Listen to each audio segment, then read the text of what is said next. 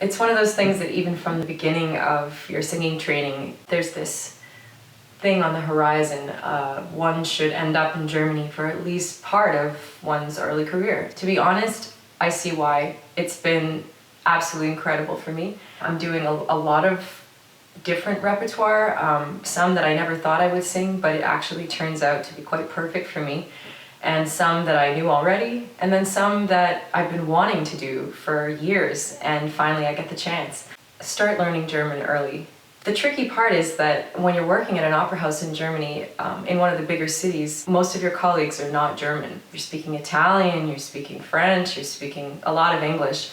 The German that you have is only practiced outside in the rest of your life. If you have a good start on that before you go, then you'll just hit the ground running.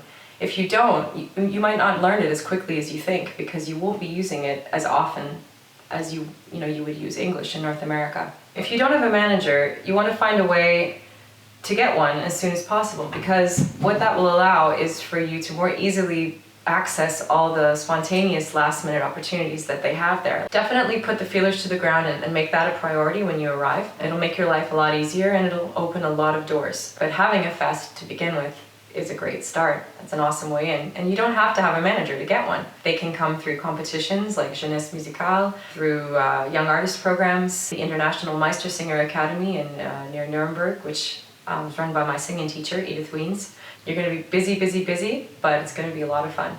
Extremely empowering and wonderfully feminine, because basically all the rest of my repertoire are pubescent boys. These three posses, these lady posses, bad girl lady posses, are a big part of this month and next month's repertoire for me. One are warriors, the Valkyries are full-on warriors, breastplate, spear, they just go for it. I guess what I love about the Carmen girls is that they just don't give a whatever. They are loving life, living life, doing what they want, taking what they want from life, and they're not looking back to see who's watching. They're just going, this is how we live. Take it or leave it. It feels really badass, I have to say. I feel like they're my home company. But definitely one of the most important ones in terms of my development. I learned when I was working with them how to be a professional, how to work with a director and a stage manager at a professional level, It just feels like the right direction for me. Most of the repertoire I sing is on the lighter side. It's more, young boys. So to be able to do a tragic Baroque heroine is something that I've never done, and I really look forward to. I always bring my e-reader because I am a voracious reader.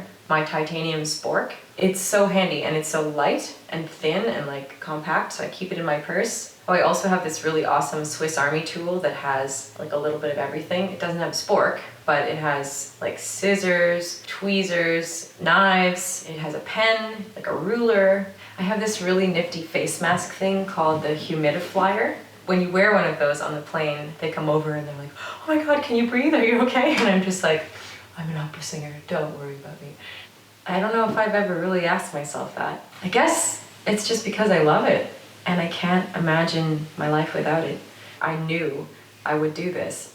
It wasn't a question of, well, I could be this and I could be that. It was, oh, Wally's gonna be a singer. She knows. Yeah, why do I sing? Because I think that's what I was born to do.